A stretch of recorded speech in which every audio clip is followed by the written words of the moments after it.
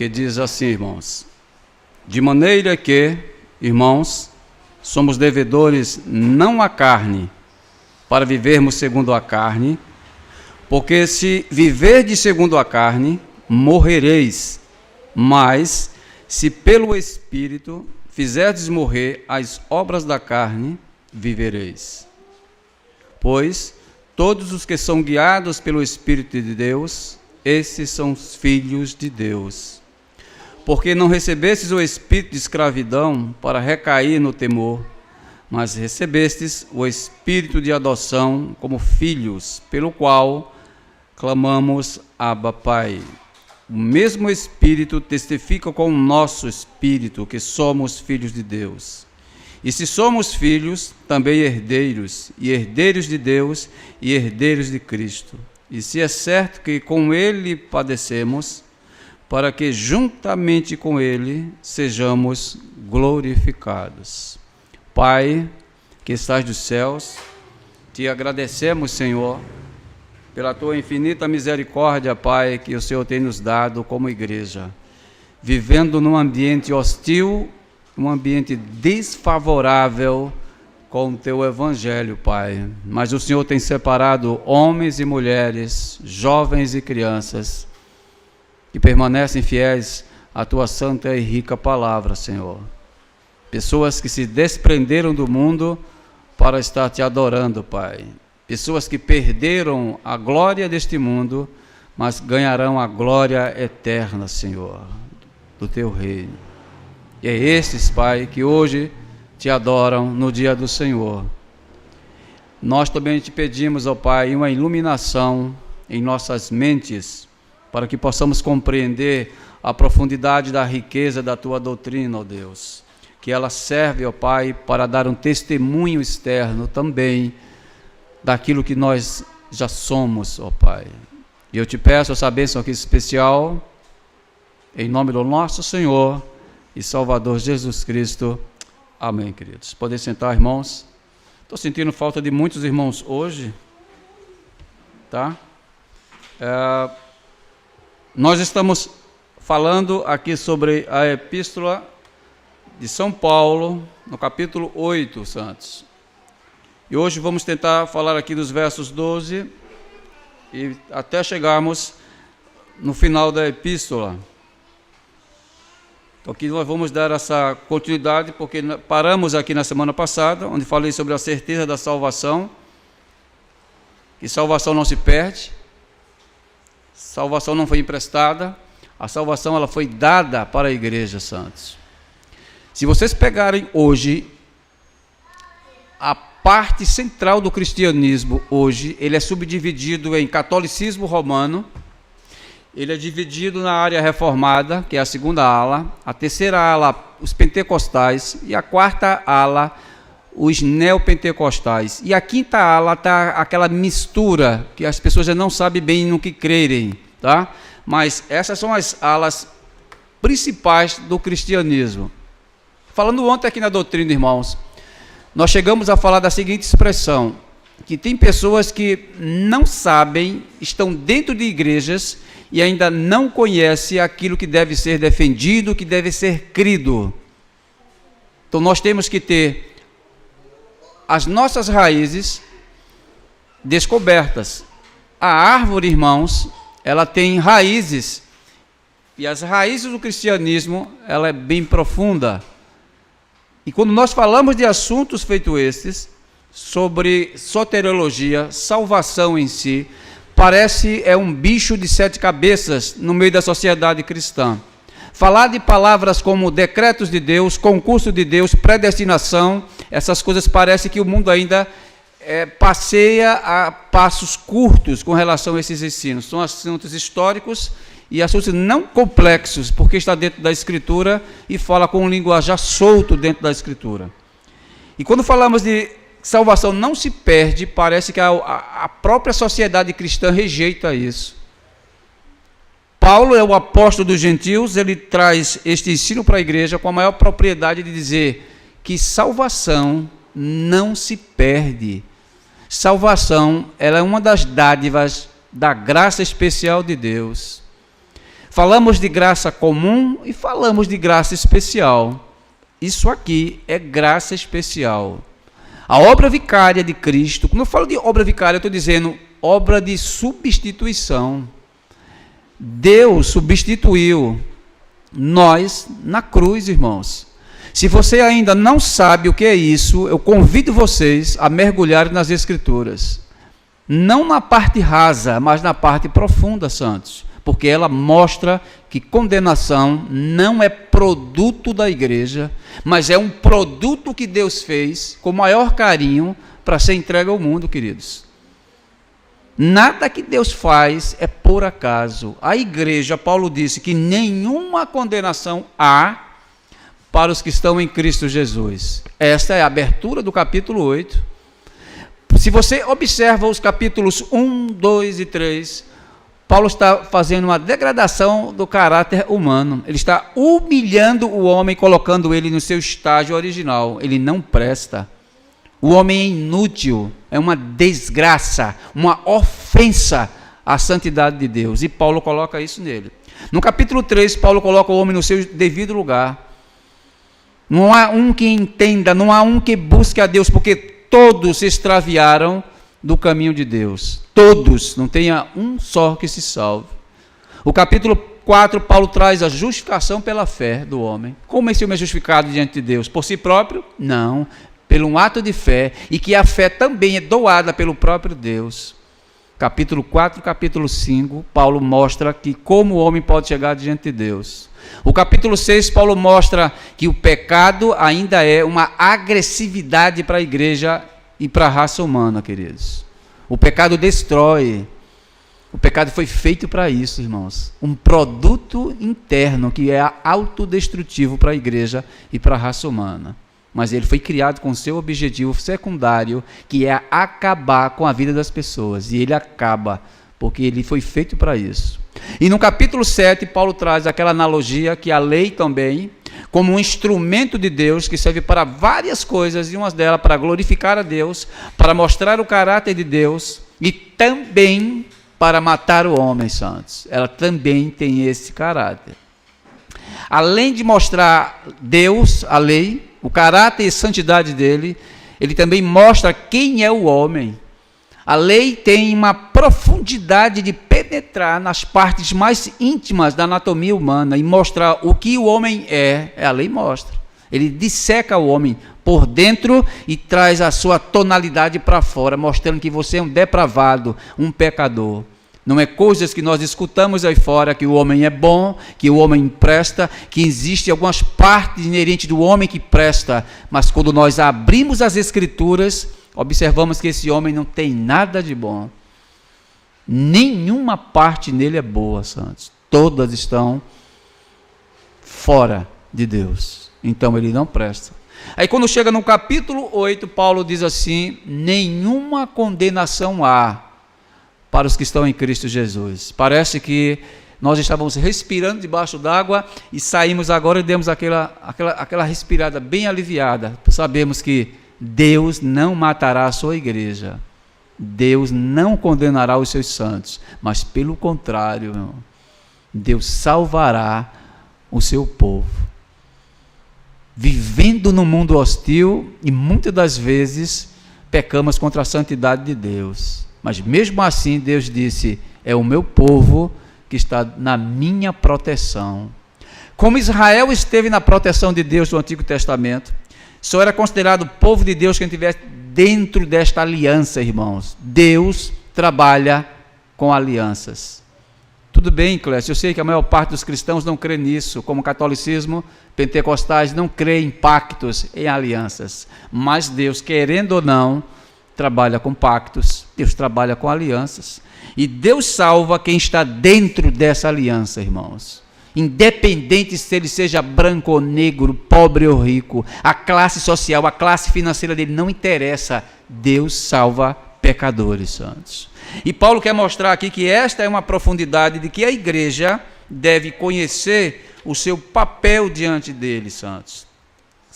Serão salvos.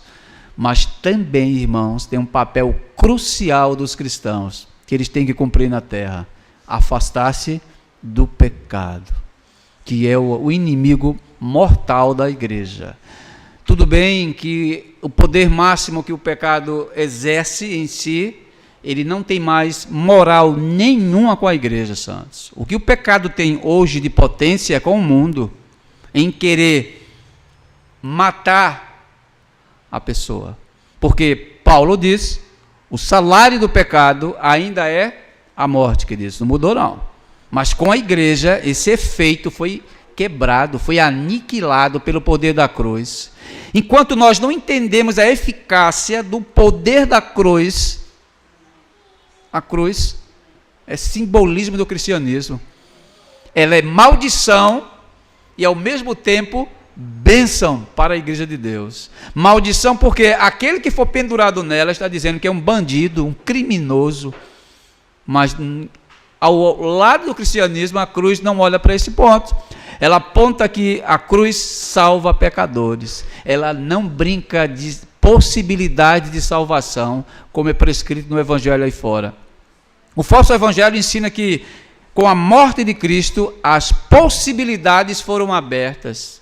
Falsa doutrina, querido. Não existe possibilidades. Existe certeza de salvação. É diferente. Uma coisa é Cristo morrer e possibilitar. A outra coisa é ele morrer e garantir salvação. É nisso que nós cremos. Que não há nenhuma condenação para aqueles que estão em Cristo Jesus. Não depende da tua condição intelectual, santos. Não depende da tua condição moral para ser salvo. Deus te salvará. Agora, existe um parâmetro pesadíssimo que está aqui no capítulo, que mostra quem é salvo e quem não é salvo, santos. Então, essa parte introdutória do capítulo 8, Paulo mostra que é desta forma. Afirma que nenhuma condenação há para aqueles que estão dentro do Evangelho, pela instrumentalidade do Espírito Santo e a veracidade da pregação. É para isso que a igreja foi constituída, irmãos, para permanecer, não sair desse estágio. E ele continua a sua defesa fazendo uma pergunta: para quem e a quem pertencem essas bênçãos, irmãos? Para quem pertence? E no final eu quero que vocês façam uma autorreflexão da vida de vocês, e se vocês estão de fato em Cristo ou não estão em Cristo, irmãos. A Bíblia mostra quem está e quem não está em Cristo, aqui dos versos 12 até os versos 17. Além de dar, Deus também requer, santos. Ele sempre trabalhou dessa forma. Então é dessa forma que o capítulo 8 ele começa a ser distribuído e lido para a igreja. O versículo 12, portanto, irmãos, nós somos devedores não à carne, para vivermos segundo a carne. Eu conversei com um pentecostal,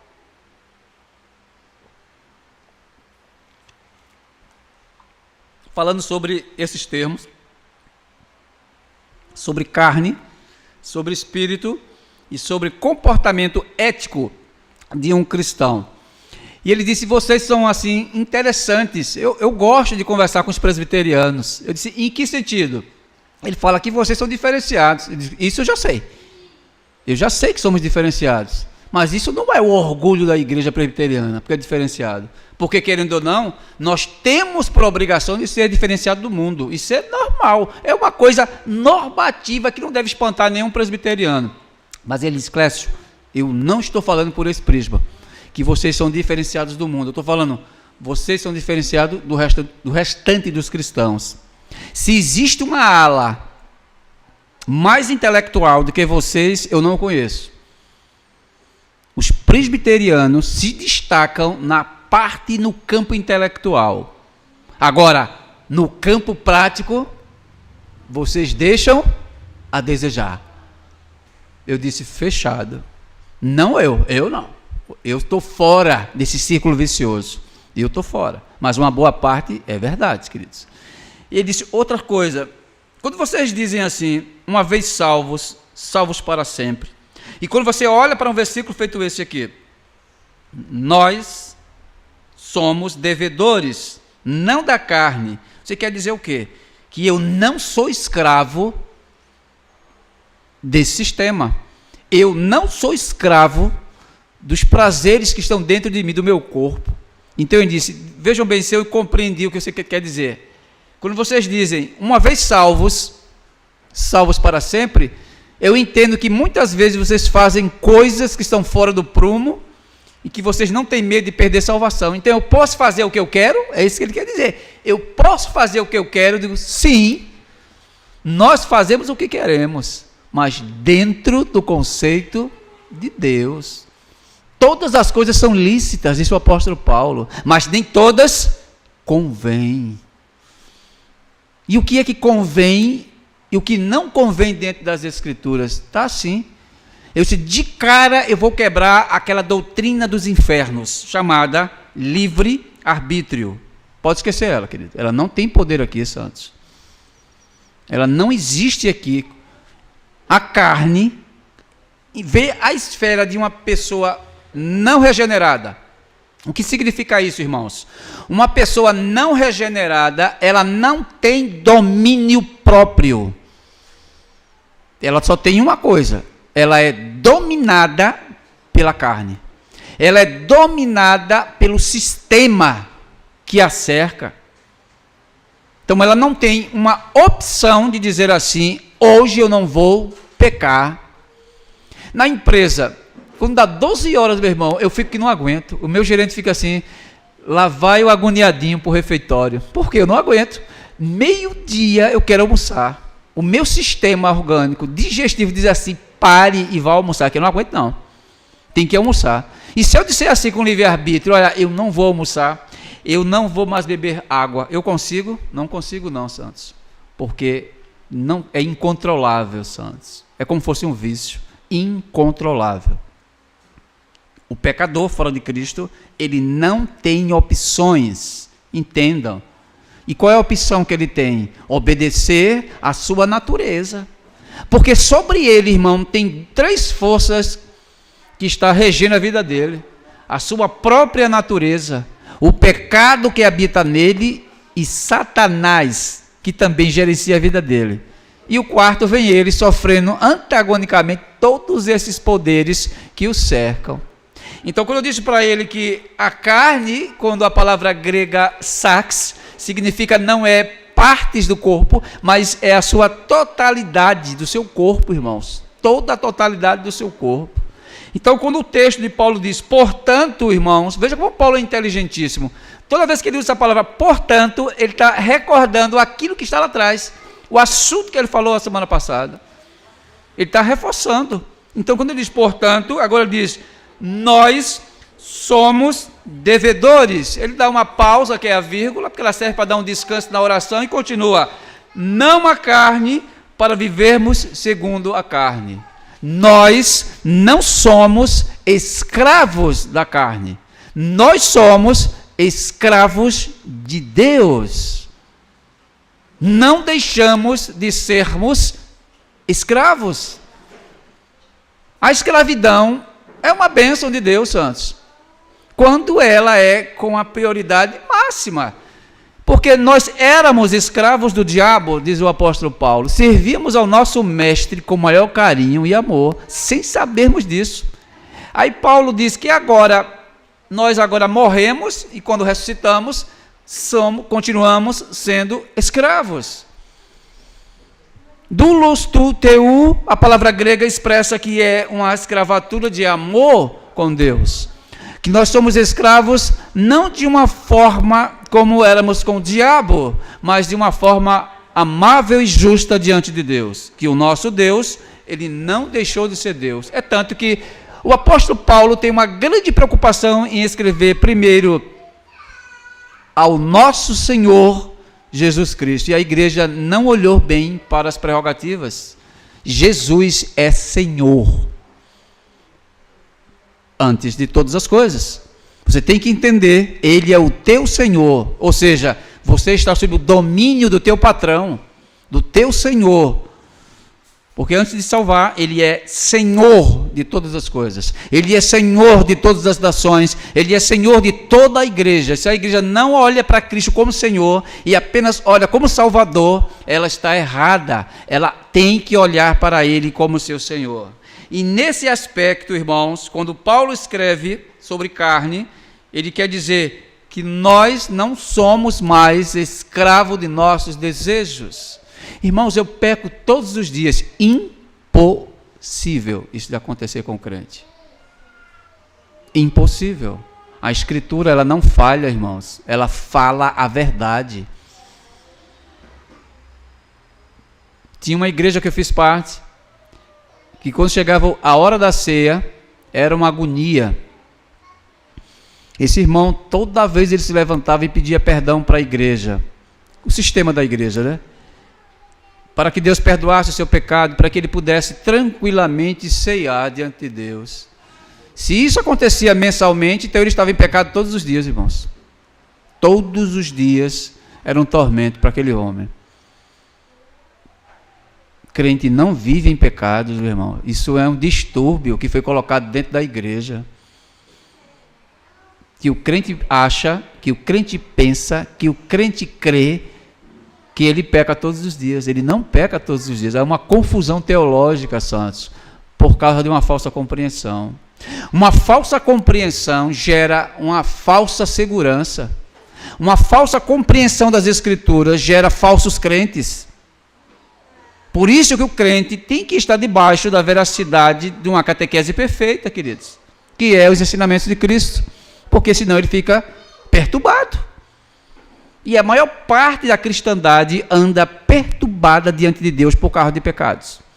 Mas Paulo diz aqui no versos 12 que nós não somos devedores segundo a carne.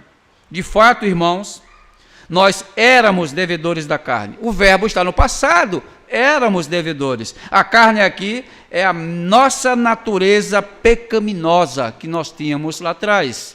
E que nós hoje temos ela mais controlada e manobrada. E qual era o resultado de estarmos vivendo segundo a inclinação, santos, da nossa natureza anterior? Qual era o resultado disso? Paulo escreve em Efésios 2, diz: nos quais, no passado, caminhastes. Como? Conforme o curso deste mundo. Então, o mundo gerenciava as nossas vidas, mas hoje mais não, queridos. E ele continua batendo, conforme o príncipe das potestades do ar e do espírito que agora atua nos filhos da desobediência. Satanás, irmão, ele é perfeito. Ele nem é perfeito não, queridos. Ele é perfeito naquilo que ele foi criado. Ele foi criado assim para isso, queridos. Não foi uma falha de Deus, não. Não houve um desvio em Deus. Não houve nada disso, não, queridos. Nós conhecemos o diabo de uma forma totalmente fora das Escrituras. Tudo bem, Clécio, que nós só podemos conhecer ele em Gênesis para frente, de Gênesis para trás ninguém conhece. Mas entendam, irmãos, que todas as coisas foram criadas. Nenhum átomo ocorre no universo sem Deus. Todos eles subsistem por causa da operação de Deus. Não é fora de Deus, santos. E ele faz o seu papel perfeitamente desse mundo, que ele foi feito para isso. E ele diz que o mundo está sob o seu domínio. E o texto de Efésios diz que nós éramos escravos do diabo e tínhamos o maior prazer de servi-lo, mesmo sem sabermos. Ele não faz questão que saiba, não. Mas nós servimos a ele. E ele diz que eu uso aqui o ser chamado príncipe das potestades do ar, que ele diz que é o espírito que agora opera nos filhos da desobediência. Por que mais de 85% do mundo é do diabo? Porque está sob o controle dele, são os filhos dele, santos. Quando você pega uma pessoa que não é cristã, que diz assim que você, uma forma mais bruta de falar, que você é filho do diabo, ele não vai gostar disso. Mas é a verdade, queridos. É a verdade, porque a Bíblia não mente, a Bíblia não falha com relação a isso. Então Paulo mostra que nós éramos dessa forma, ou seja, que a nossa carne servia ao diabo com maior prazer, irmãos, com maior prazer. Cometemos todos os tipos de pecados com a carne, porque tem pecados que é de mim para com o Senhor. Os primeiros 4 mandamentos do Decálogo. Tem mandamentos que é para mim e tem mandamentos que é de mim para com o meu semelhante, queridos. Quando eu entro na glutonaria, o que é que eu estou fazendo, queridos? Estou pecando. Estou fazendo a satisfação da carne. Quando eu estou enchendo a cara, bebendo até o último talo, o que é que se faz isso? Fazendo os desejos da carne. Quando nós casados adulteramos, o que é isso? Fazendo a natureza da carne, querido. Quando nós nos prostituímos, um jovem mantendo relações sexuais sem ser casado, mantendo o curso desse mundo. Quando nós mentimos deliberadamente, estamos seguindo o padrão desse mundo, queridos. É isso que nós fazemos no passado, ou fizemos totalmente discorrer em nossas carnes no passado. Isso é andar segundo o curso desse mundo. Quando nós desprezávamos o culto, quando nós não queríamos papo com as Escrituras, estamos seguindo o padrão do mundo. O mundo odeia as Escrituras, o mundo odeia a igreja, o mundo odeia crentes, o mundo odeia Deus. Essa é a prática, que nós fazíamos isso antes, inconscientemente fazíamos isso antes. Se não fosse o poder regenerativo de Deus, nós ainda estávamos na carne. E Paulo começa a dizer aqui que não somos mais devedores segundo a carne. E por que vocês andam segundo a carne? A pancada é essa que Paulo está dando para a igreja. Porque primeiro ele diz, nenhuma condenação há para os que estão em Cristo. Fechado, ele se fechou. Mas agora, por que vocês se comportam como se não fossem salvos? Por que vocês se comportam como ímpios? Por que vocês se comportam como depravados diante de Deus? É como se vocês devessem a carne e vocês devem a carne. Aí Paulo disse, não somos devedores segundo a carne, mas somos devedores do Espírito Santo de Deus. Cada um de nós éramos orientados e instruídos com toda a potência do sistema pecaminoso e a influência de quem? Do próprio diabo que era sobre nós, irmãos. Do príncipe da potestade do ar e desse espírito maligno que opera nos filhos de quem? Da desobediência. Irmãos, quando nós olhávamos para nós atrás, dá até vergonha de dizer quem nós éramos, de fato. É só vocês fazerem um retrospecto na vida de vocês e dizer assim, olhem para trás e vejam quem eram vocês do passado. Muitos eram criminosos, bandidos, terroristas, prostitutos, de várias e várias cadeias de pecados que tem hoje dentro do corpo de Cristo. Todos nós fazemos o tipo de pecado, queridos. Não tem ninguém bonzinho aqui. Aqui não tem ninguém santinho, dizer assim, antes eu era bom. O dono da Pilar disse, eu não mato, eu não roubo, eu não furto, eu contribuo, eu faço isso, faço aquilo. É um depravado, é um pecador, não mudou o seu estágio diante de Deus. Falando aqui sobre crianças, acredito que foi no seminário, falando sobre crianças, quando ela nasce, ela já é uma ofensa para Deus. O bebezinho, lindo, fofinho, bonitinho, mas é uma ofensa para a santidade de Deus. Precisa passar pelo estágio da regeneração. É um pecador. Isso é pecado que faz isso, santo. O pecado, ele não negocia com a raça humana. O pecado não negocia com a igreja. O pecado dá decretos para a sociedade. Então nós temos que entender que quando nós somos libertos do poder da carne, temos que agradecer a Deus, santos, porque nós éramos depravados. E esses éramos nós no passado. Hoje estamos livres desses seres espirituais e desta prática do pecado, do domínio da lei sobre nós e do domínio do pecado sobre nós. Essas coisas estavam influenciando as nossas vidas. Hoje estamos livres da carne e de suas inclinações. Hoje nós somos e temos não nenhuma mais obrigação com a carne, queridos.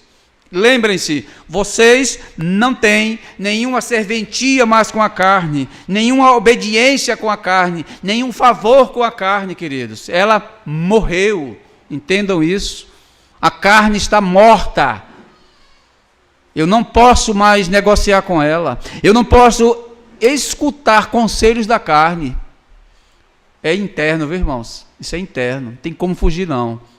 Mas podemos resistir, queridos. Resistir. A igreja, ela tem a chave para resistir essas coisas. Então, o que concluímos aqui?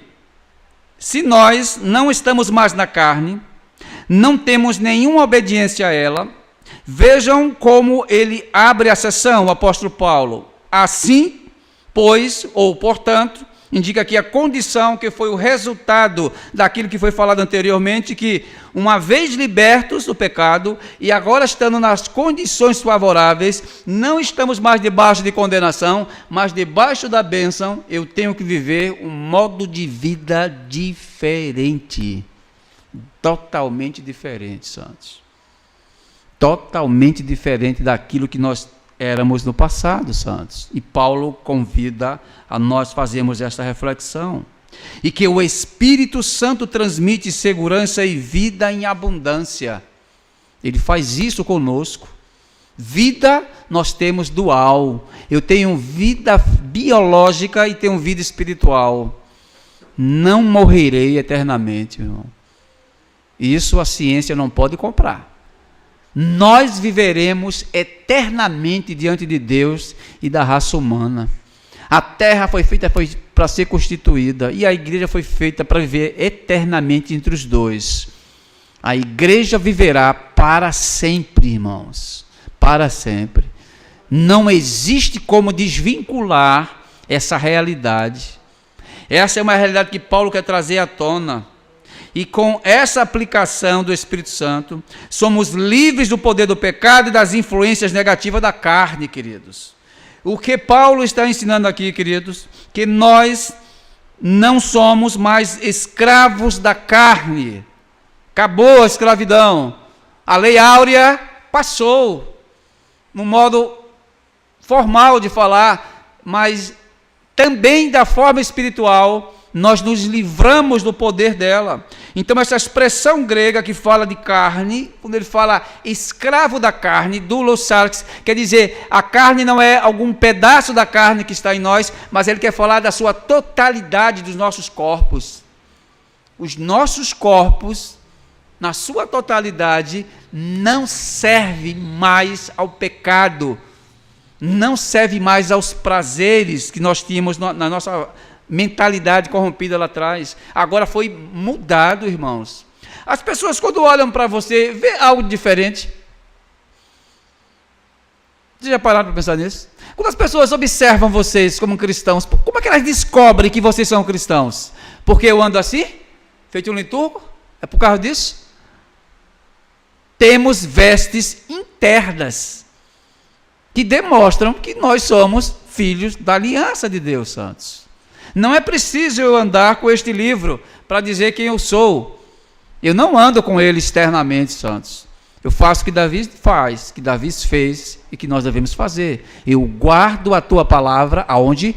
Em meu coração, para não pecar contra ti. Não adianta externar isso, andar com isso. E dentro de você não ter ela. Você tem que ter ela dentro de você. E não aqui na parte externa, queridos. Os filhos da aliança de Deus têm o maior prazer de não viver deliberadamente em pecados. E este corpo, irmãos, não pertence mais a vocês. Entendam, este corpo não pertence mais a vocês. Eles têm um dono. Então, muito mais ainda, a responsabilidade sobre nós de dizer, eu não posso pecar, porque este corpo não é meu. Este corpo tem um Senhor, queridos. Os corpos de vocês agora pertencem a Cristo. O apóstolo declara, estou crucificado com Cristo, não mais eu vivo, mas Cristo vive em mim. Essas palavras de cruz essas palavras de estar crucificado, ou seja, eu estou impossibilitado de fazer o que eu quero, porque eu estou preso, santos. Um homem na cruz, ele não pode se mexer. Um homem crucificado, ele não tem desejos próprios. Um homem crucificado, ele não pode fazer o que ele quer, porque ele está crucificado. Mas ele diz que a crucificação é em Cristo, você é escravo dele. Não viva deliberadamente em pecados, porque o teu Senhor não quer que o teu corpo viva em pecados. A igreja tem que responder isso, queridos. Será que Paulo foi o único ser que entendeu que a cruz significa escravidão para a igreja? Maldição para o mundo? Mas para a igreja é bênção de Deus. Nós somos escravos. Eu estava numa palestra de casamento e disse com relação a pecados dos casais. Por que eu não posso adulterar, irmãos? Irmãos, poder pode, você não deve. Eu disse, eu não posso cometer adultério porque eu sou casado 2 vezes. Eu tenho 2 pessoas acima de mim que não me deixam pecar. Então eu não posso pecar, porque o corpo não é meu. Primeira pessoa é Deus, irmãos. Os nossos corpos pertencem ao Senhor. Se a igreja mentalizar isso, irmão, dizer assim, tudo que eu vou fazer, tudo que eu vou falar, tudo que eu vou responder e crer, eu tenho que olhar para Cristo, irmãos, é isso que Ele quer de você, dependência dEle. E nós não fazemos isso. Para eu escolher uma mulher para me casar, eu não olho para Cristo, eu olho para ela. A mulher, quando quer casar, ela não olha para Cristo, ela olha para o rapaz, a forma externa, todinha, ela vai olhar para ele. Não pode, meu irmão. Não pode.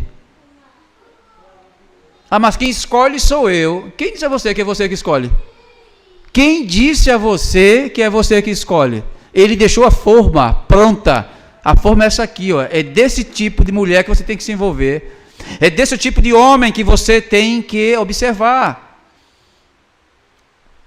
Pastorei uma igreja que tinha uma mulher, já estava entrando na casa dos 30, parece que é um distúrbio para as irmãs, né? Entrou na casa dos 30 é o aperreio, começa.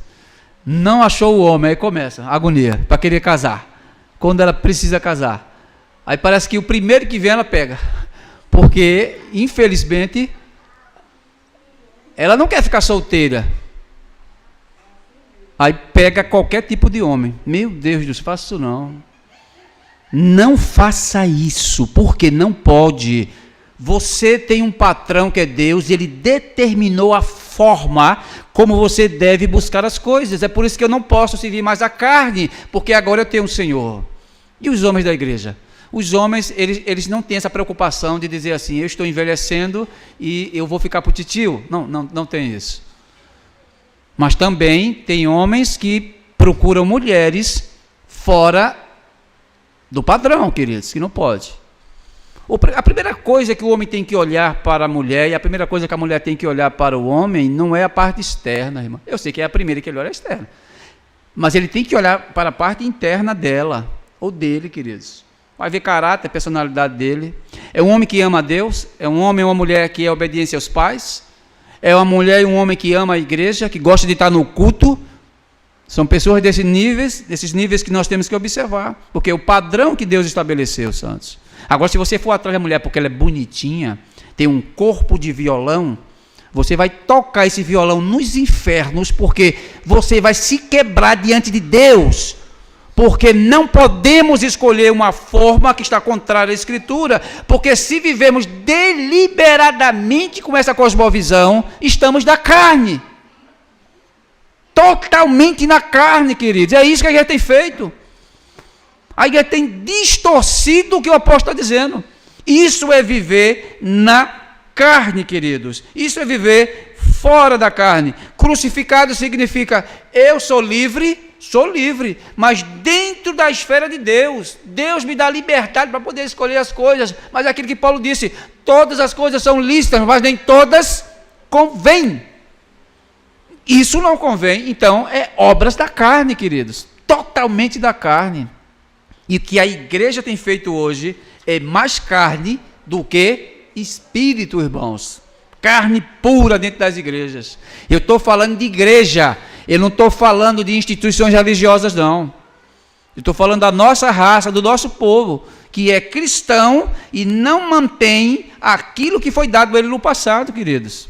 Não foi dado ao mundo, foi dado para a Santa Igreja. Então, está crucificado, a palavra tusax significa estar na carne ao mesmo tempo, significa ali crucificado com Cristo, mas fazendo a vontade de Deus.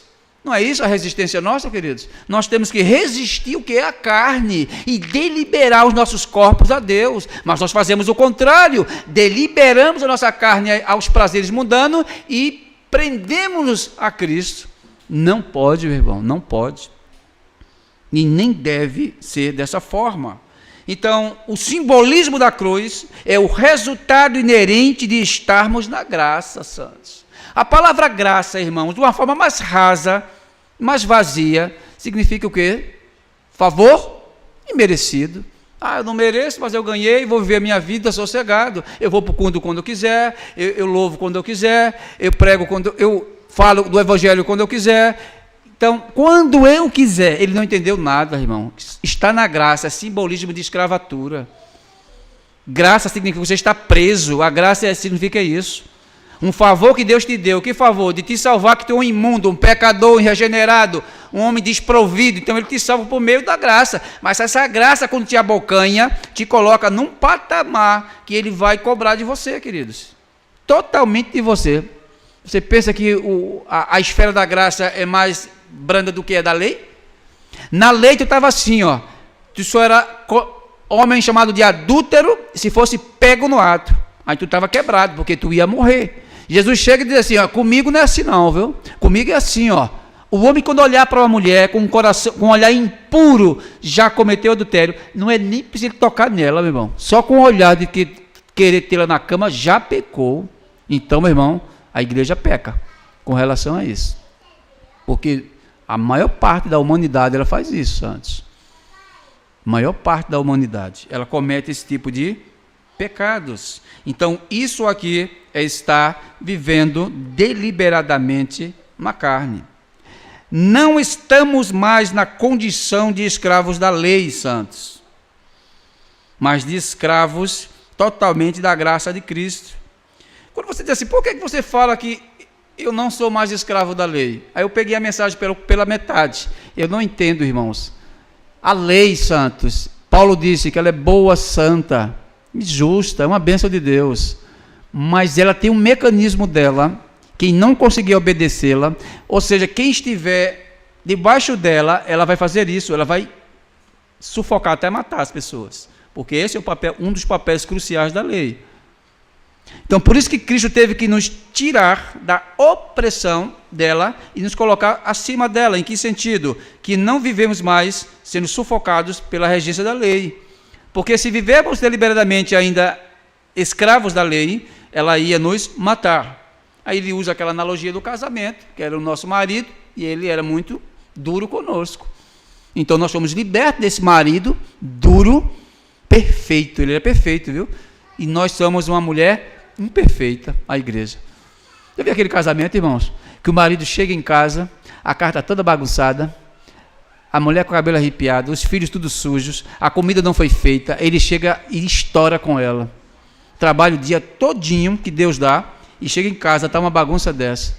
É o marido cobrando da esposa, é a lei cobrando da igreja. Não peques, não adulteres, e a igreja adulterando. Não se desvie, e nós desviamos. É isso que a lei fez conosco. No final das contas, ela iria nos bombardear, santos, até acabar conosco.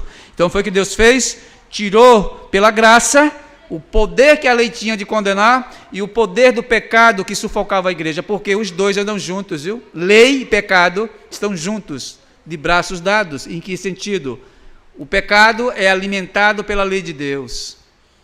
O pecado, a lei alimentava o pecado para com relação da igreja. A igreja não tinha condições de cumprir a lei, então ela sempre estava sendo escrava do pecado, porque ela pecava e a lei dizia que vou condenar. então tenho que me livrar dos dois. Foi o que Deus fez? Matou a igreja. Não matou a lei e nem matou o pecado. Ele disse, vou matar a mulher, que é a igreja, e eu vou livrá-la da condenação, santos. Porque só pode haver libertação de um relacionamento quando o contrato é desfeito. Se o contrato não for desfeito, as partes estão ligadas para sempre. Aí Deus disse, eu vou matá-la para que o contrato seja desfeito com a lei. Lei e igreja estão separados. Agora, sabendo que depois da ressurreição, depois que Cristo morre e ressuscita, nós agora vivemos não por causa dela por si próprio, mas obedecemos ela ainda, santos. Não mais sendo oprimidos por ela, mas agora vivendo em abundância de vida por causa do Senhor dela. E nessas questões nós confessamos que somos cristãos. Então ele diz, não mais estamos na condenação da lei impostas por Deus, mas na dependência do homem da cruz, santos. É por isso que nós somos chamados de teocêntricos. Deus está no centro da igreja. A cruz está no centro da igreja. A cruz é um simbolismo de salvação. A cruz é o mecanismo que nos salva da ira de Deus. Paulo não está aqui ensinando os santos uma vida de perfeccionismo. Claro, você está querendo ensinar que eu não posso pecar, então eu tenho que ser perfeito diante de Deus? Claro, santos. Isso é fato. Se Deus ele é perfeito, a igreja, dentro do seu patamar que foi confeccionada, ela tem que ser perfeita. Em que sentido, Clécio? Não viver entregue ao pecado. É a perfeição dela, santos. Não a de Deus, mas a da igreja, ela é diferenciada. Então nós não somos tratados como perfeccionistas, mas estamos diante de Deus na sua realidade, ou seja, uma vida sem pecados, mas uma vida de controle sobre o pecado. É por isso que o slogan, quando diz assim, uma vez salvos, salvos para sempre, o cara que não entende a perspectiva diz assim, então eu posso viver deliberadamente em pecados, porque se salvação não se perde, eu vou viver uma vida constante de pecados, porque eu não perco salvação. Isso é um pensamento arminiano. Arminiano sem escritura, porque tem arminiano que ainda usa a escritura. Porque quando ele não lê a escritura, ele fala uma bobagem dessa. Porque Paulo, quando escreve os Efésios, no capítulo 1, ele diz que temos que ter uma vida irrepreensível diante de Deus. É a vida do cristão que passou agora da morte para a vida, do cristão que sai dos méritos da carne e entra nos méritos do Espírito. Uma vida de obediência, uma vida que ele não ama mais o pecado. É por isso que ele chama essa vida no capítulo 1, versos 3 de Efésios. Uma vida irrepreensível. Ele não ama o pecado, queridos, mas ele detesta o pecado. Afaste-se do pecado. E toda hora estamos confessando. Pequei por pensamentos, palavras e obras. Não pode, santos. Isso não é um cristão. Lamentável, viu? Você ainda não é um cristão se você pensa e crê e pratica dessa forma.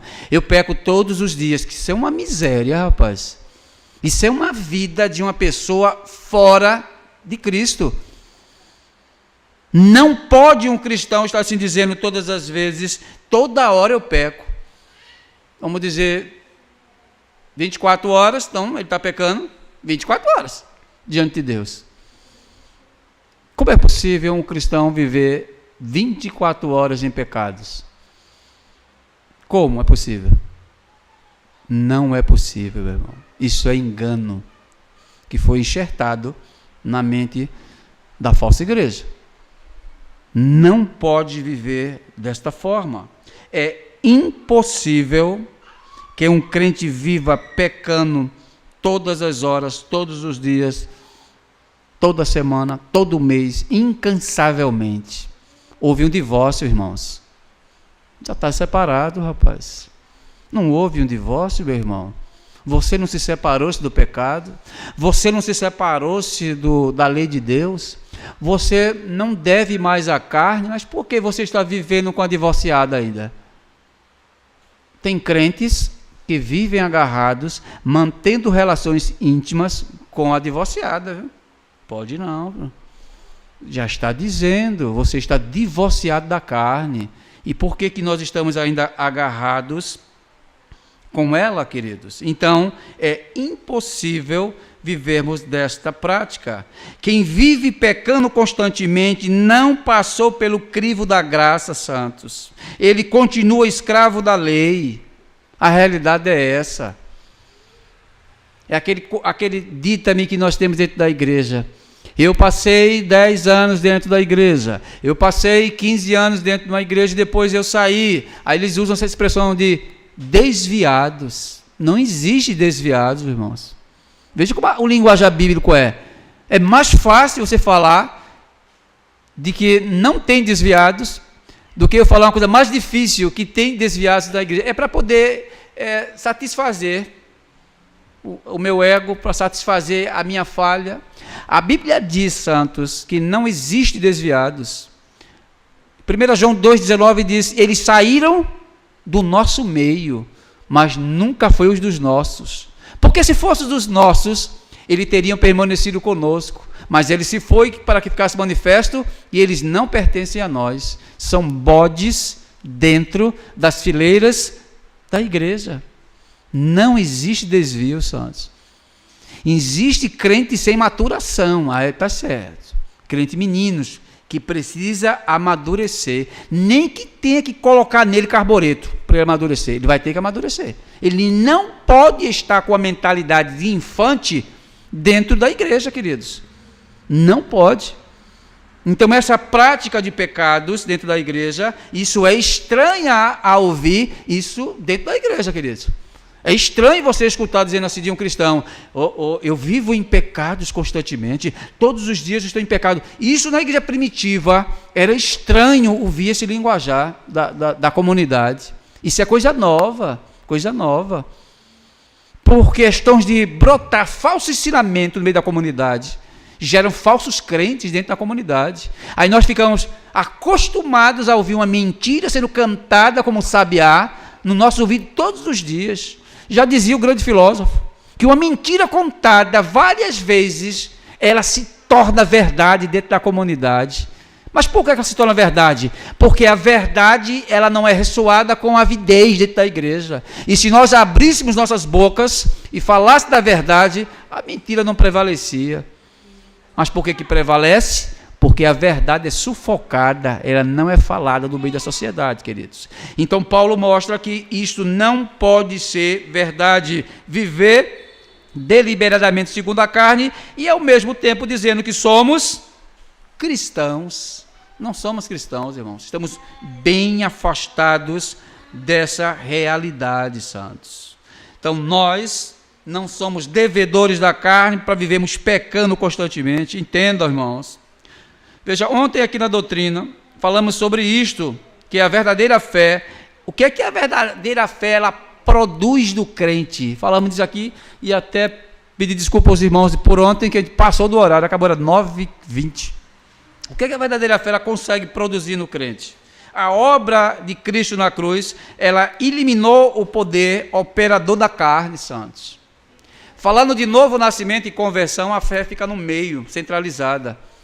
O homem recebe o novo nascimento, mas ainda não é convertido. O homem recebe o novo nascimento, mas não tem uma compreensão do evangelho. O homem recebe o novo nascimento, mas está ainda feito um bebê dentro da igreja. Ele não sabe das coisas. O que é que a fé faz? A fé, ela trabalha com o intelecto.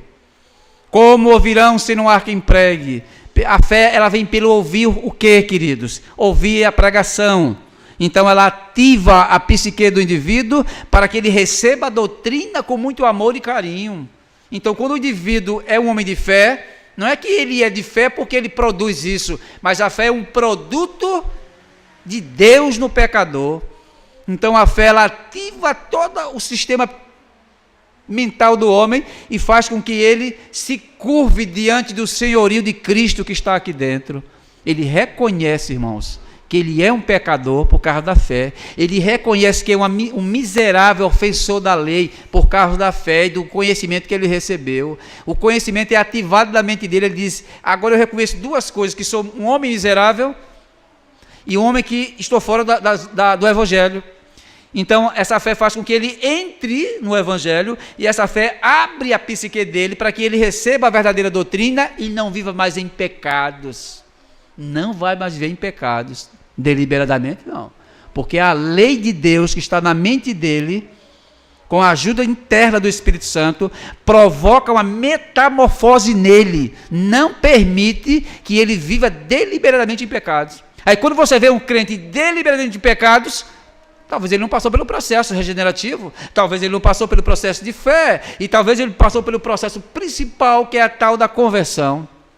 Então ele vive deliberadamente em pecados dentro da igreja. Aí não podemos confundir um homem desse com um homem que está dentro das Escrituras. É por isso que Paulo fala que quem vive na carne ainda está preso no sistema antigo, queridos. Ele não pode mais viver nestas condições. Então, a pessoa fica alegre, a pessoa ela desbrocha para a lei, meu irmão. Quando você fala da lei, o indivíduo fica maravilhado. Veja o primeiro sinal externo, quando a lei e a fé atingem o pecador, pum! Ele fica maravilhado com o ensinamento. Ele fica seco pelo aquilo que ele está ouvindo. Ele quer aprender mais, cada vez mais, porque o Espírito Santo, juntamente com a fé e com o poder que houve nele das transformações, faz com que ele agora fique assim, feito uma criança para querer aprender mais, provocada pelo Espírito Santo, queridos. Quer mais, quer beber mais, fica maravilhado, e quando ouve uma coisa que é verdadeira para aquilo que ele estava vivendo antes, no engano, há uma mudança radical. Viver na carne é libertar-se dessa miséria, dessa praga que nós tínhamos no passado, debaixo de um falso ensino, debaixo de uma falsa doutrina, vivendo como escravos, achando que estava servindo a Deus, e na prática nós nunca estávamos servindo a Deus, estávamos servindo ao nosso antigo Senhor. Ele estava camuflado dentro de uma igreja. É isso que eles fazem.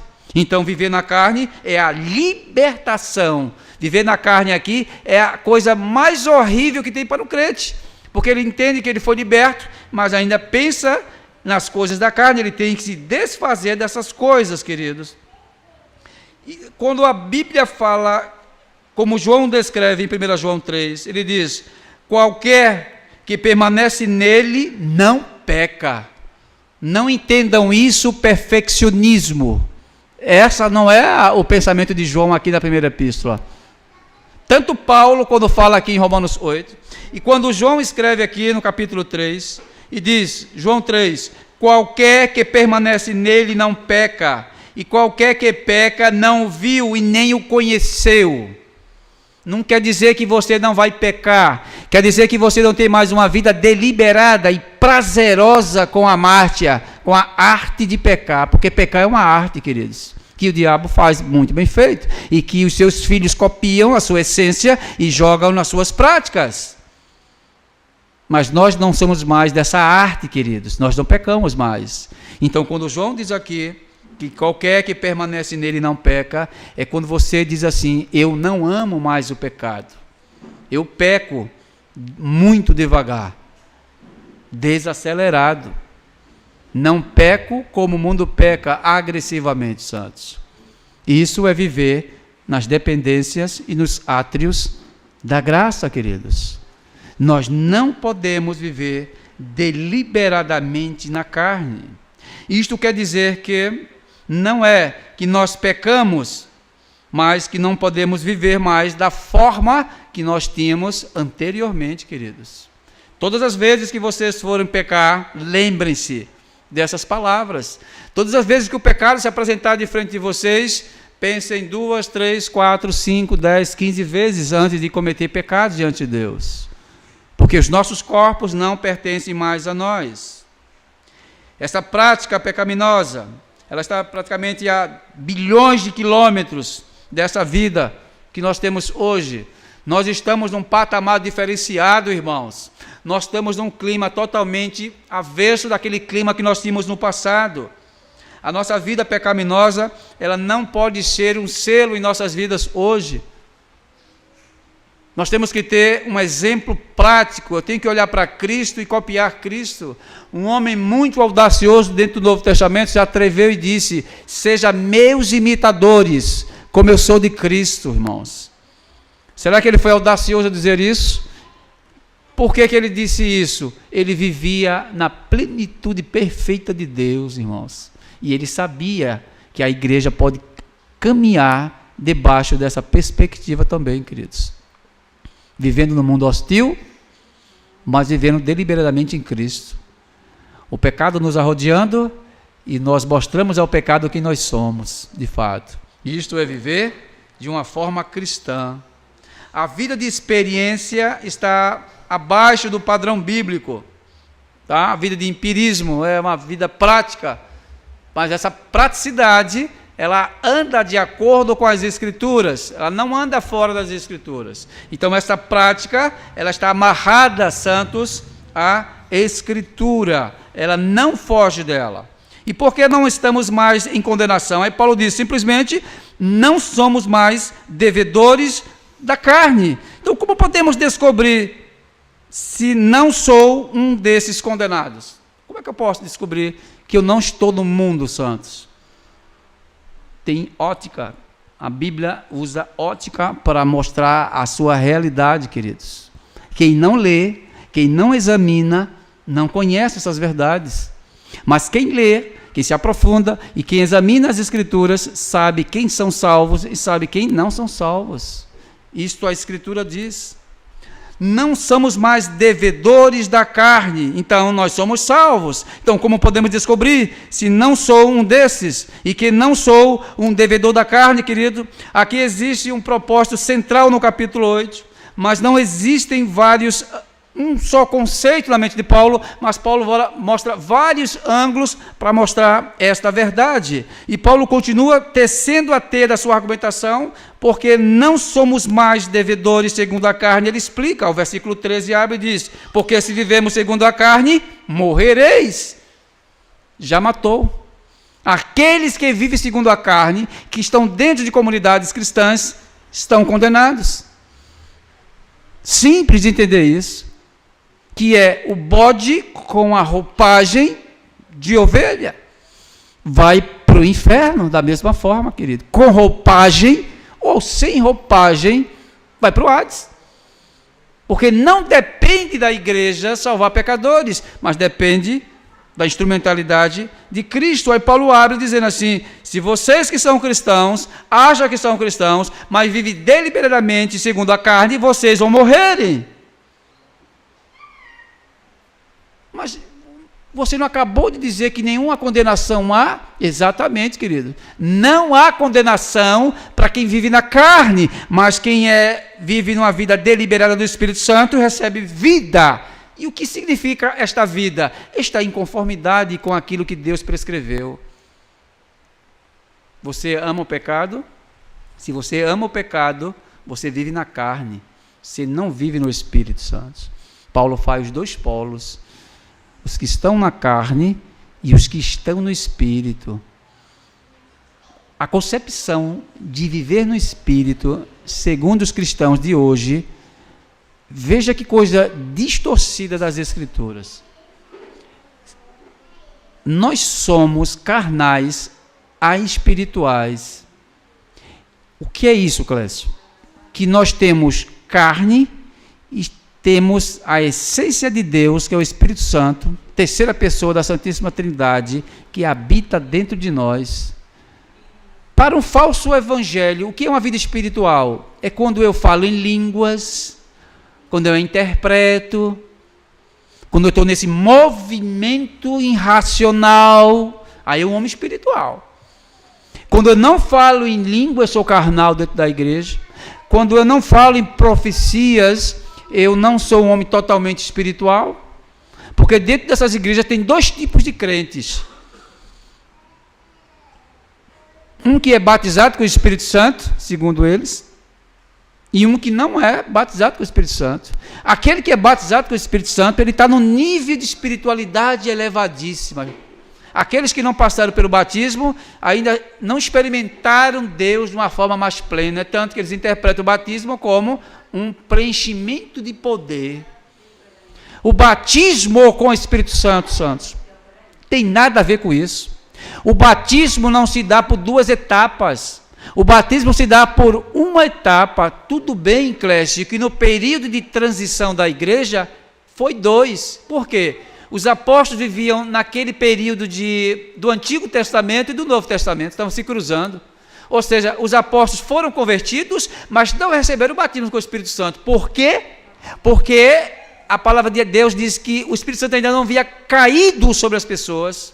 Então, os apóstolos foram os únicos que foram convertidos, mas não receberam o batismo com o Espírito Santo. Mas depois da transição da igreja, isso acabou. Todo mundo que é convertido é na hora, o batismo é na hora, santos. Na hora. Paulo, quando leva a mensagem para a igreja de Corinto, ele diz: e todos somos batizados com o Espírito Santo de Deus. Uma vida espiritual.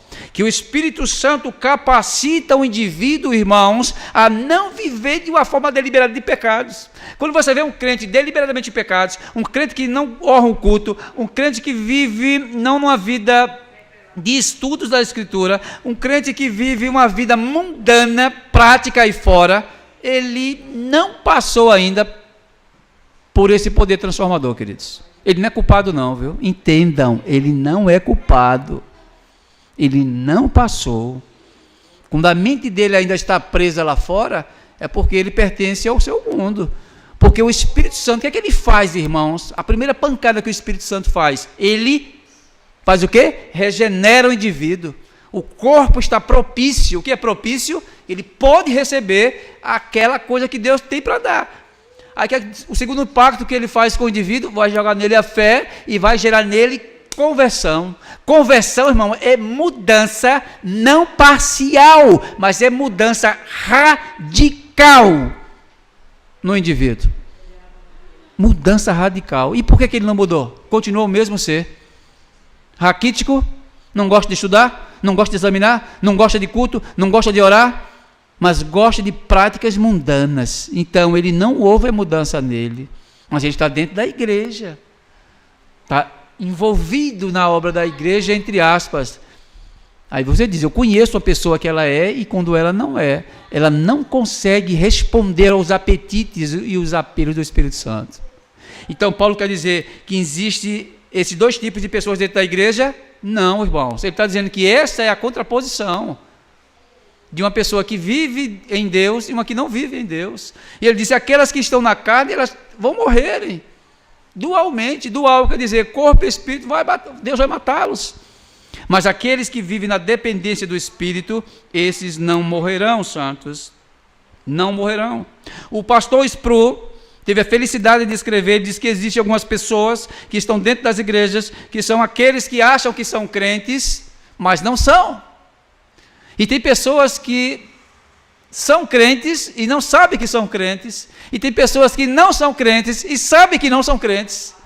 Mas a problemática é a segunda, queridos. Aqueles que não são e acham que são crentes. Aí confunde a igreja, meu irmão, porque a vida dele é uma vida distorcida, não é uma vida que o Evangelho coloca. Então as pessoas, quando não têm conhecimento, vai fazer o link. Qual é o link? Que a vida que ele tem desgraçada não bate com as Escrituras. Mas se você pegar o link correto, dizer que o Espírito Santo produz isso no crente, e ele vai viver dessa forma aqui, ó, linkado eternamente com Deus, vivendo debaixo do Evangelho. Ele não ama o pecado, meu irmão. Ele detesta o pecado. Ele cospe no pecado. Ele tem nojo do pecado. Isto é viver no Espírito. Não é estar falando em línguas, não é estar falando em mistérios, profecias. Essas coisas foram bênçãos de Deus do passado. Mas a igreja vive hoje desta forma, santos. O Espírito Santo produz isso nele. Mas aqueles que vivem pela instrumentalidade do Espírito, eles é mortificado. As suas carnes, as suas obras são mortificadas, porque Deus faz isso. Por que eu não consigo vencer o pecado muitas vezes? Aí Paulo diz em Romanos 8,16, que o Espírito dá testemunho com o nosso Espírito que somos filhos de Deus. Isto é um poder sobrenatural. Não é seu. Não é você que vence o pecado, mas o Espírito Santo te capacita a resistir a práticas pecaminosas. Porque o corpo, irmão, a tendência dele é se curvar diante das tentações. A potência que os nossos corpos têm é querer pecar. Mas o outro lado que nós temos não deixa que isso aconteça. E se nós conseguimos viver deliberadamente em alegria pelas coisas do Espírito, irmãos, vocês são crentes. Se vocês são alegres das coisas do Espírito, isso é uma forte indicação de que nós somos crentes. Vocês têm alegria em ler as Escrituras, vocês são crentes. Vocês têm alegria em escutar um sermão, ter paciência, vocês são crentes. Vocês têm prazer de estar num culto e ouvir doutrinas, vocês são crentes. Vocês têm alegria de se afastarem de obras pecaminosas e falsas doutrinas, vocês são movidos pelo Espírito Santo de Deus. Isso é prática de quem é crente. Nós não somos crentes porque nós queremos, mas nós somos enxertados nesse mundo pela eleição de Deus. Eu nunca quis ser crente, meu irmão. Estava bem distante dos meus planos ser crente. Os meus planos eram seguir a carreira militar, se tornar um oficial da reserva e desfrutar o melhor desse mundo. Mas Deus disse, eu não tenho esse projeto com você. Acabou com o meu sonho. Tirou de mim o queijo que estava na minha boca. E de repente, a minha cosmovisão olhava para uma igreja e eu dizia assim, o que eu estou fazendo aqui dentro? O que eu estou fazendo aqui dentro desse ambiente? Desfavorável, meu irmão. Desfavorável. Eu não era um homem assim, totalmente depravado, como a gente vê aí fora, na questão prática. Mas eu era. Detestava o Evangelho. Aí, de repente, a luz brilhou, meu irmão. Quebrou a minha ignorância e quebrou o meu sistema de pensar das coisas. A minha cosmovisão que eu tinha caiu por terra. E agora foi formado na minha mente, no meu psique, algo que eu não queria. Eu não queria papo com Deus, não. Eu detestava Deus na prática. Mas Deus teve misericórdia de mim, como também teve de vocês. Por que nós amamos a Deus hoje, queridos? Porque foi uma obra interna de Deus. Hoje eu não consigo mais deixar de meditar e de estudar as Escrituras. Eu estudo nas Escrituras quando acaba aqui o culto, quando eu estou a caminho da empresa, quando eu estou no horário de intervalo da empresa, quando eu largo da empresa, volto na caminhada e quando eu estou em casa. Eu não consigo mais me libertar das Escrituras. Nem eu querendo, eu consigo mais. Porque eu acredito que é um poder inerente que está em mim, promovido pelo Espírito Santo, que faz isso no crente, como também fazem vocês. É por isso que vocês estão aqui no culto, porque é um produto que Deus faz nos crentes. Agora, se vocês fazem as coisas contrárias a essas, vocês estão caminhando para a morte, todos nós. Todos nós estávamos caminhando para a morte, irmãos. Sinais que uma pessoa regenerada, queridos, essa é a praticidade. Então, como saberemos se somos de Deus na prática? Quando mortificarmos os nossos corpos na prática diante de Deus. Vivemos em constante tentação, pois a vida que tínhamos anteriormente era liberal com os pecados que agora não praticamos. Nós confundimos, irmãos. Quando a pessoa diz assim, eu vivo deliberadamente em pecado dentro da igreja, meu Deus do céu, eu peco todos os dias, ela está confundindo a coisa. Ela está confundindo com tentação. Tentação é todos os dias. Nós somos tentados para pecarmos. Agora, pecarmos não, santos. Aí talvez o crente que é infante, ele possa estar passando por uma pressão dessas e dizer assim, eu peco todos os dias, mas não é isso, santos. Talvez você queira dizer, eu sofro tentação todos os dias, meu irmão. Todos os dias eu sofro tentação, de várias camadas. O gerente chega e diz assim, quando tu vender essa Bíblia, tu faz o seguinte, tu não oferece nota fiscal não, viu? Ao cliente não. Deixa que ele peça. Certo ou errado? E o imposto vai ser gerado como? Aí vou lá e boto aquela nota manual, né? Aquela não é nota fiscal não, viu? Aí dá aquela notinha para o cliente, e o cliente leva o produto com aquela notinha de mãozinha que a gente faz. Mas tem que ser gerado imposto, meu irmão. Aí eu disse, e você faz o quê? Ele disse, mas Clécio, o meu gerente pede para que eu não ofereça nota fiscal aos clientes. A Bíblia não diz, né, que eu tenho que obedecer aos meus patrões? Ele disse, mas a Bíblia também diz, santo, se esse teu patrão estiver fora do esquadro, tu não pode obedecer ele não, viu? Esse patrão tem que ser obedecido se estiver dentro das Escrituras, a vontade de Deus com a dele. Se o patrão estiver em pecados, tu vai cair com ele. Quando o cliente chegar, tu faz assim para o cliente. Quando oferecer o produto, vou fechar a compra, o senhor vai querer nota fiscal? É você que tem que dizer ao cliente, não esperar que o cliente peça nota fiscal. Não, rapaz, você está em pecados diante de Deus. Ele fez, todo dia eu faço isso. Todo dia eu não ofereço nota fiscal ao cliente, porque o meu patrão, ele me obriga. Você não está mais obrigado a servir a carne, meu querido. Liberte-se dela. Se teu emprego faz você pecar, jogue ele fora, porque é melhor você perder o emprego do que perder a amizade com Cristo, santos. Se você está envolvido com pecados, deixe-o, separe-se dele, porque você não serve mais a carne. Ah, Clécio, eu preciso alimentar meus filhos e minha esposa. Você não crê que Deus pode providenciar, não, seu miserável? Deus providencia, rapaz. Emprego, substância para a tua família. Foi para isso, isso é um teste que nós passamos, isso é uma tentação que nós passamos.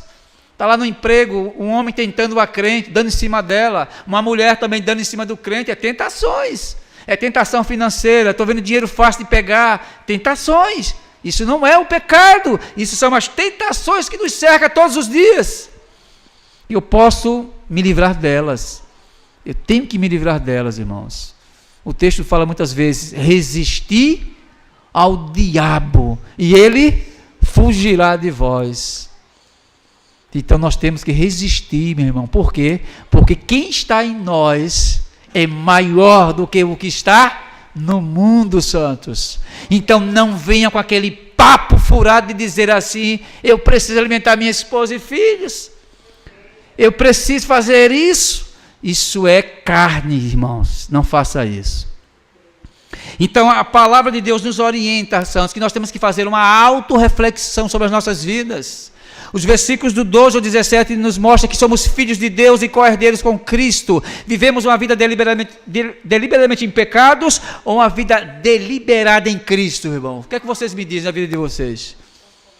Nós temos que viver uma vida em Cristo, santos. É por isso que nós perdemos 2 horas do domingo para estarmos aqui presos. Eu poderia estar aí fora agora numa pizzaria, eu poderia estar numa discoteca dançando, animado, eu poderia estar no shopping passeando, comprando, mas onde é que nós estamos, irmãos?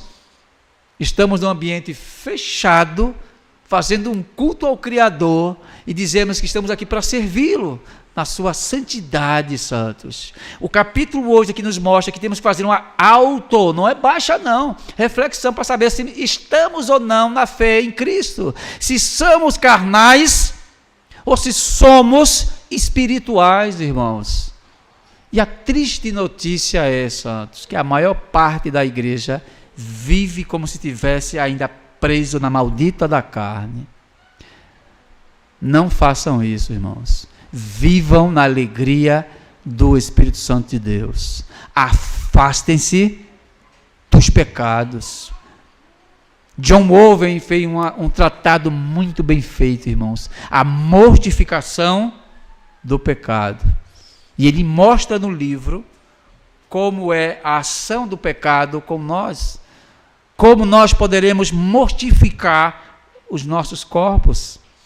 É necessário mortificar a nossa carne, santos. É uma briga constante que nós temos com os nossos corpos. O corpo muitas das vezes quer fazer isso, mas nós resistimos, santos. Quando o pecado vier, não convide a entrar, mas convide a se retirar, santos.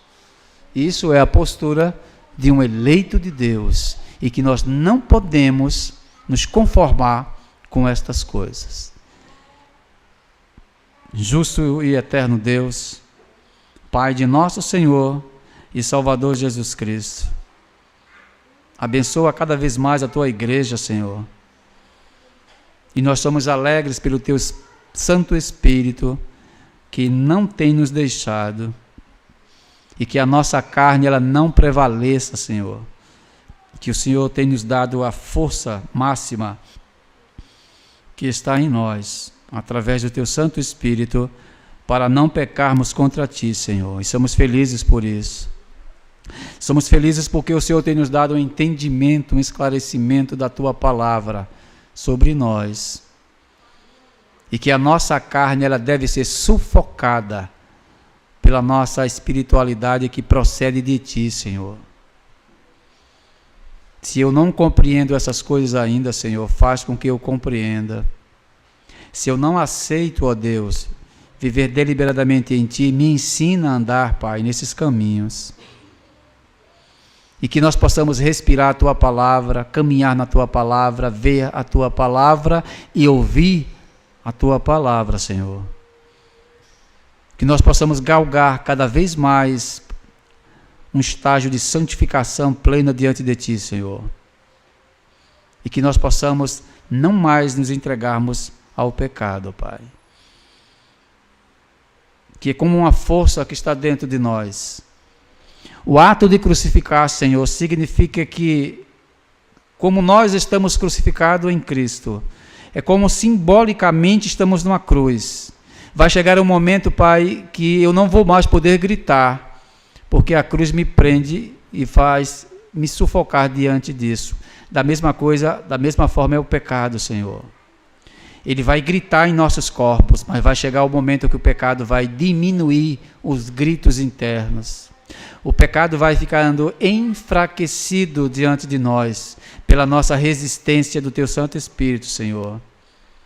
E o pecado cada vez mais vai diminuindo, porque a tua força é maior do que o pecado, Deus, está em nós. E nós resistimos ao pecado pela instrumentalidade do teu poder, Senhor.